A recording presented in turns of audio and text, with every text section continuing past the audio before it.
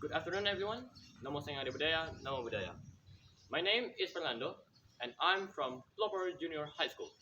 Today, I will present you a story about a human that had the will against the gods, and people call him the God Slayer. At the age of ancient times, humans suffered below the rule of the gods. They were tortured, some are slain, and the civilians turned to become their slaves. A fellow human named Griot didn't want to see any more suffering for the humans anymore. Why no one is rebelling against them? Why? Why would they just accept their fate like this? I must reclaim our freedom back, said Griot. He was angered by the gods and tried to break into the kingdom to fight the gods.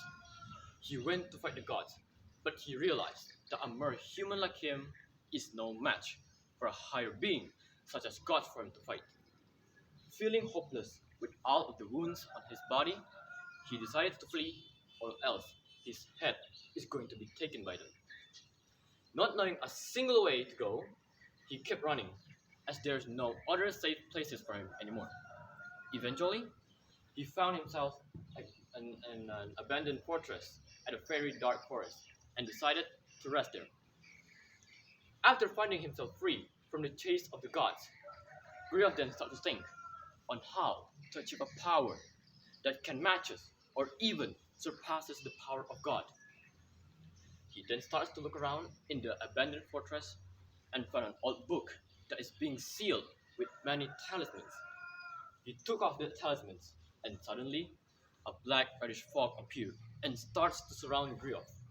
Then a demon appeared.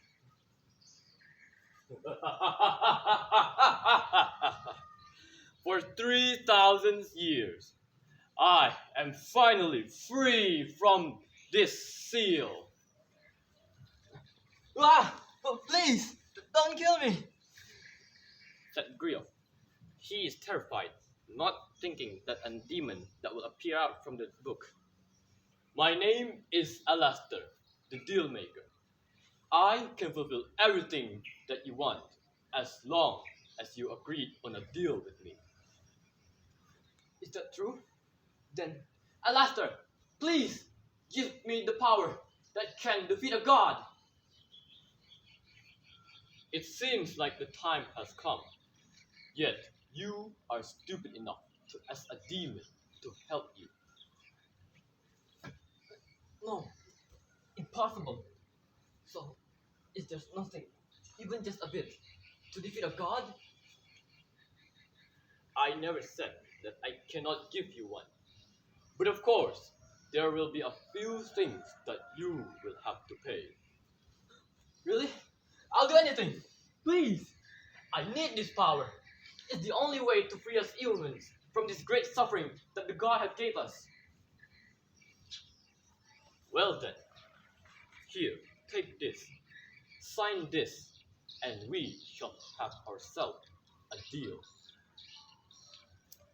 Griot then took the paper that contained some serious warnings and consequences for the agreement. Without any hesitation, he then signed out the paper immediately, and suddenly a black fog appeared from the paper and starts to enter Griot's body, and then he passed out. A human that wants to defeat a god. This should be interesting.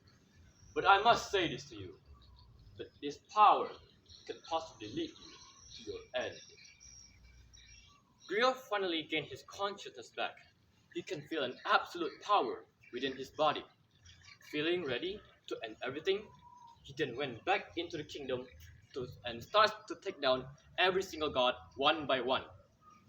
At his way into the kingdom, he met one powerful god named Atreus, the holder of the holy bow.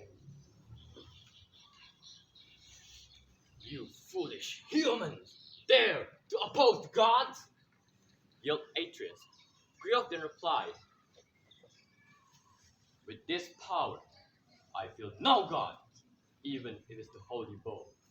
And if you dare to stop me, then this will be your end. Both start to have a massive fight. yet Griot is still remained undefeatable. Griot finally made his way into the kingdom's gate, where the primordial one is residing. I have come this far. Now, it is time to end this. Griot then bashed the giant gate open, and the primordial one was right in front of his eyes. So, this is the absolute being that everyone was talking about. Then I shall end you once and for all. Griot then infused all of his dark powers inside of his body, making him even stronger. He then jumps and fights the primordial one. Time passes, and Griot had been fighting for so long, but he was wounded really bad.